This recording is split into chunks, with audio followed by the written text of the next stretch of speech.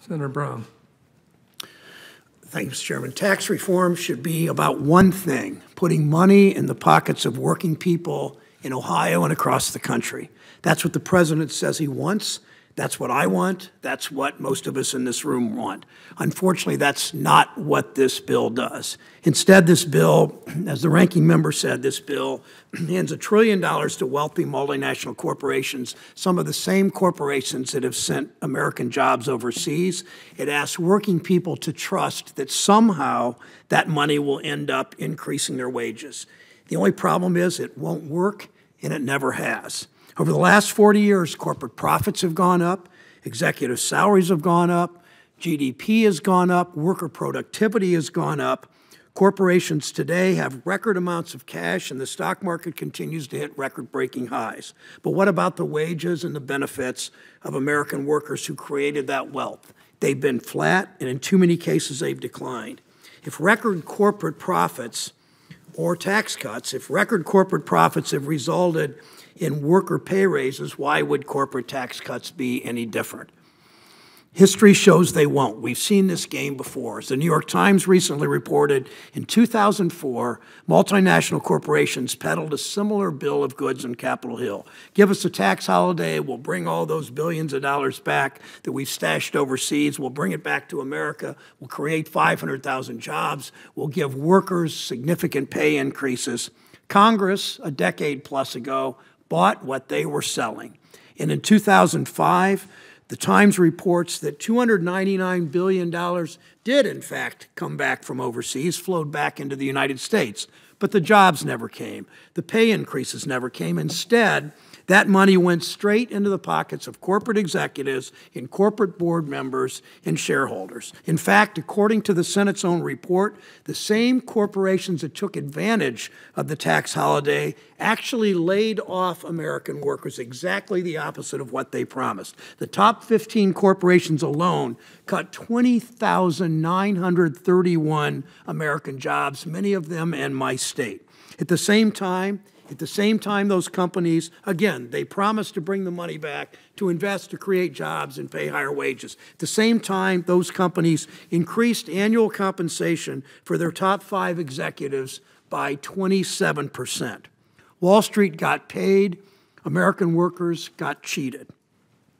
Let's not do that again. The solution is pretty simple. You cut out the middleman. Instead of giving money to corporations and hoping some of it trickles down into the pockets of working people, let's just give the money, let's just focus the tax cut on working people. If we want to cut taxes for the middle class, maybe we ought to cut taxes for the middle class.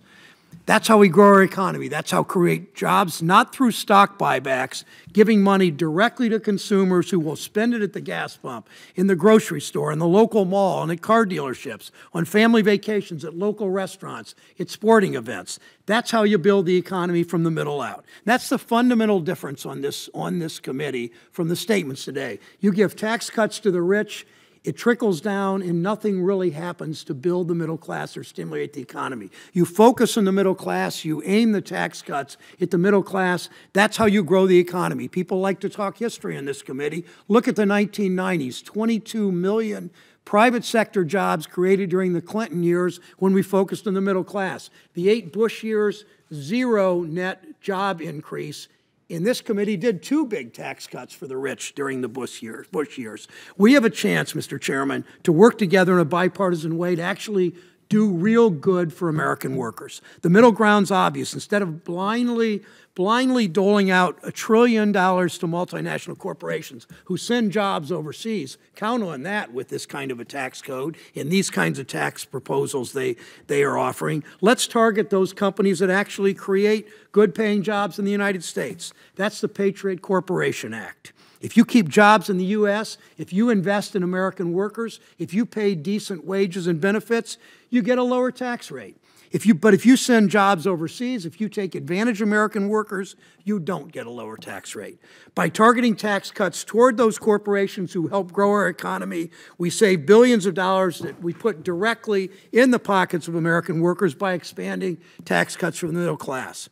Now, corporations, as we know, are beholden to quarterly earning reports, but families don't think of in terms of 3 months earning quarters. Families think in terms of school years, in 30-year mortgages, in how many years until they are prepared for retirement. We need a tax code that does the same, that responds to the needs of working families, not Wall Street. It's not corporations that drive our economy. It's workers. It's consumers. It's the middle class. So give the tax cut directly to workers, to consumers, to the middle class. We've offered, the chairman's comments notwithstanding, we've offered numerous times to work with our Republican colleagues on this committee, and they've put up a sign pretty much saying no thanks. We've offered to work directly with the president. In fact, not long ago, the President of the United States invited all the Republican members of this committee to sit with him in the cabinet room. He invited the ranking member. He sort of thought that would be appropriate. And then he invited 5 other senators, Senator McCaskill, Senator Casey, Senator Nelson, help me here, Senator Stabenow, and me, the 5 of us, and we're not really sure why those 5, but maybe we'll understand it. But during that meeting, I brought up the Patriot Corporation Act. You help the companies that do the right thing, that do what the president wants them to do, pay good wages and keep production in the United States. They get a lower tax rate. I handed that bill to him. He said he liked the idea. I also handed him my Working Families Tax Relief Act, putting money directly in the pockets of the middle class. He liked that idea too. Our door has been open. Our door will continue to be open. We want to work together to pass tax cuts for working families, for middle-class Americans. We want to pass a bill that rewards employers who invest in American jobs. Mr. Chairman, let's work together to put money directly in the pockets of the American people. Okay, thank you, Senator.